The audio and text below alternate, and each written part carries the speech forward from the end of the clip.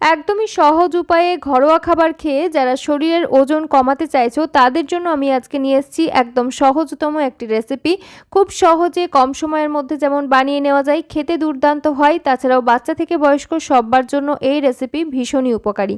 তো এর জন্য আমাদের লাগছে মুগের ডাল। আমি 1 কাপ পরিমাণ মুগ ডাল ভালোভাবে ধুয়ে নেওয়ার পর 1 ঘন্টার জন্য জলে ভিজিয়ে রেখেছিলাম। আর যেহেতু সোনা মুগের ডাল নিয়েছি 1 ঘন্টাতেই ভিজে একদম নরম হয়ে গেছে। একটু নখ দিয়ে চাপ দিলেই কিন্তু ডাল ভেঙে যাচ্ছে। এই পর্যায়ে আমি ডাল থেকে এক্সট্রা জলটাকে ঝরিয়ে নিলাম। আর তারপরে এর সঙ্গে আমাদের লাগছে পালং শাক। আমি এখানে 1 মুঠোর থেকে একটু বেশি পরিমাণ পালং শাক নিয়েছি।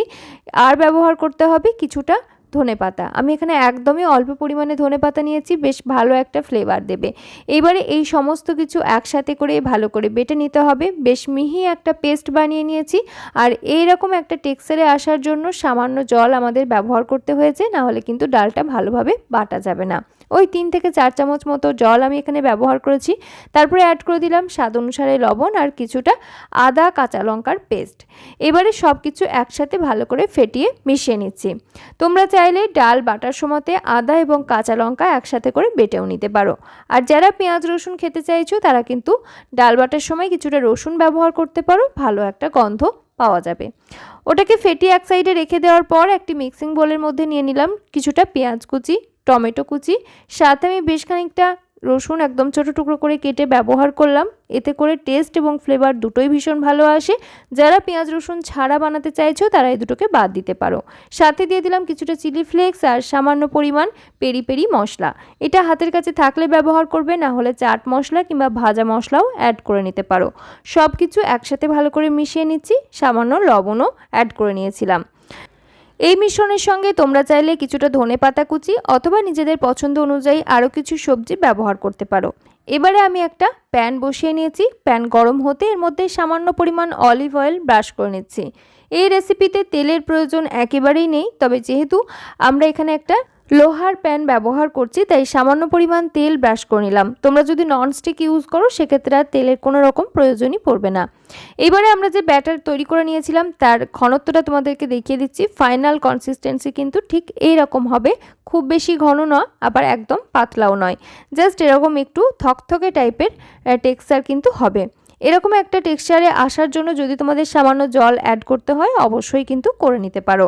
এবারে এখান থেকে ছোট হাতার 1 হাতা করে ব্যাটার নিয়ে আমি প্যানের মধ্যে অল্প অল্প করে ছোট ছোট করে এভাবে করে ছড়িয়ে নিচ্ছি। একদমই বাইট সাইজ করে বানাচ্ছি, যাতে করে আমাদের লাঞ্চ বক্সে ক্যারি করতে যেমন সুবিধা হবে ঠিক সেরকম বাচ্চাদেরকেও ভীষণ আকৃষ্ট করবে এরকম একটা সাইজ। তোমরা চাইলে বড় সাইজ করেও বানিয়ে নিতে পারো। তো এক একটা ব্যাচে 3 থেকে 4টে করে বানিয়ে নেওয়া যাবে এরকম সাইজ করে বানালে। এইবারে আমি যে সবজির মিশ্রণটা রেডি করে রেখেছিলাম পেঁয়াজ রসুন টমেটো সব কিছু মিলিয়ে, তো সেটা অল্প অল্প করে উপর থেকে ছড়িয়ে নিচ্ছি। এর সঙ্গে তোমরা চাইলে কিছুটা গ্রেট করা পনির ব্যবহার করতে পারো, তাতে করে কিন্তু আরও কিছুটা টেস্ট বাড়বে এবং প্রোটিনের চাহিদা পূরণ হবে। তো এরকম উপর থেকে অল্প অল্প করে ছড়িয়ে দিচ্ছি, যার জন্য দেখতে তো ভীষণ ভালো লাগছেই, আর সাথে সাথে কিন্তু এগুলো যখন মুখে পড়বে এগুলোর একটা ক্রাঞ্চি ভাব বজায় থাকবে, খেতেও ভীষণ ভালো লাগবে। এইভাবে করে তোমরা ট্রাই করে দেখতে পারো। তো এইগুলো যখন আমরা উল্টে নেব এই সাইডটা যাতে আমাদের ভাজতে সুবিধা হয় তার জন্য সামান্য সামান্য করে আমি অলিভ অয়েল উপর থেকে স্প্রে করে দিচ্ছি, ব্রাশ করে দিচ্ছি। তোমরা চাইলে স্প্রেও করে নিতে পারো। আর এরকম করে একটু তেলের ব্যবহার করলে যেটা হয় আমাদের কাস্ট আয়রন কিংবা লোহার প্যানে ভাজতে ভীষণই সুবিধা হয়। তবে যারা ননস্টিক ইউজ করছো তাদের জন্য 1 ফোঁটাও কিন্তু তেলের প্রয়োজন পড়বে না এই রেসিপিতে। কিন্তু আমাদের শরীরে বেশ কিছু প্রোটিন ভিটামিন এগুলোকে অ্যাবজর্ব করার জন্য যেমন ফ্যাটের প্রয়োজন রয়েছে, ঠিক সেরকম শরীরে যদি আয়রনের ঘাটতি থাকে তাহলে কিন্তু অনেক কিছু জিনিসই শরীর অ্যাবজর্ব করতে পারবে না। তো সেই জন্য সব কিছুরই প্রয়োজন রয়েছে। অবশ্য করেই তোমরা প্রত্যেক দিনের খাদ্যাভ্যাসে যে কোনো একটা রান্না যদি লোহা কিংবা কাস্ট আয়রনের প্যানে করো সেটা অনেক বেশি সুবিধাজনক হবে। আর ফ্যাট বলতে এখানে অবশ্য করে গুড ফ্যাট ইউজ করতে হবে, হয় বাটার ঘি অথবা অলিভ অয়েল ইউজ করা উচিত। তো এগুলোকে দেখো উল্টে পাল্টে আমি সেঁকে নিচ্ছি। একদমই কিন্তু বাদামি করে ভাজার কোনো প্রয়োজন নেই, জাস্ট হালকা একটা কালার ধরবে এবং কাঁচা ভাবটা চলে যাবে ততক্ষণ পর্যন্ত ফ্রাই করতে হবে। বোথ সাইড উল্টে পাল্টে ভেজে যখন দেখবে সুন্দর করে এগুলো কুক হয়ে গেছে, কোনো অংশ কাঁচা নেই, তখনই কিন্তু এগুলোকে তুলে নিতে হবে। এইভাবে করে আমি প্রত্যেকটা ব্যাচের নাস্তাগুলোকে বানিয়ে নিচ্ছি। আর এক একটা ব্যাচে কিন্তু 4 থেকে 6টা করে বানিয়ে নেওয়া যাবে যদি তোমরা এরকম বাইট সাইজ করে বানিয়ে নাও। বাচ্চা থেকে বয়স্ক সবার জন্য এই নাস্তা একেবারেই উপযুক্ত, তার কারণ এর মধ্যে রয়েছে প্রচুর পরিমাণে প্রোটিন, ফাইবার এবং বেশ কিছু ভিটামিন, মিনারেলস। আর আমরা যেভাবে এগুলোকে কুক করেছি লো টু মিডিয়াম ফ্লেমে, এমনকি প্রথম থেকে শেষ অবধি যা কুকিং প্রসেস ছিল সবজি ব্যবহার করার এবং তার পাশাপাশি এখানে যে সমস্ত মিনারেল, ফাইবার, প্রোটিন আমরা অ্যাড করেছি সমস্ত কিছু যদি একই রকমভাবে তোমরা করতে পারো তাহলে কিন্তু খাবারের পুষ্টিগুণ পুরো মাত্রায় শেষ অবধি বজায় থাকে।